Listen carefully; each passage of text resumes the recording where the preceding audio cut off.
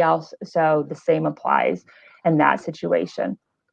And again, not favoritism. So like, I really had to pull back and not be friends with people that were on my team. I can be friendly with people on my team. I can know them. I can know what their interests are. I can have like great one-on-one relationships because I want to see people excel in their role and be promoted, take on additional responsibilities.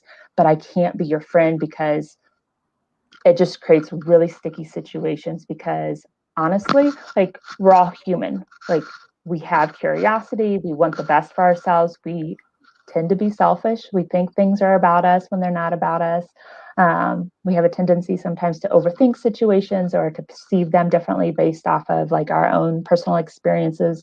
So really defining and those boundaries and having that conversation up front. And then also too, like if there are things that you notice throughout the relationship that you didn't define initially, having that conversation and like bringing them back up to speed. Say like, I know I did this in the past.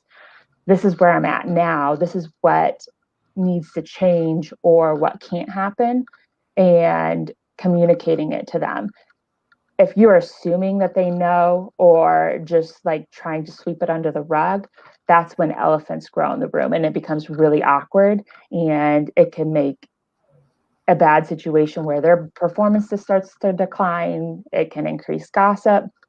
And so as a leader, it's your responsibility to have those hard conversations. It's your responsibility to make sure that the elephant doesn't get in the room. And a lot of time the elephant gets in the room because we're afraid to have those conversations.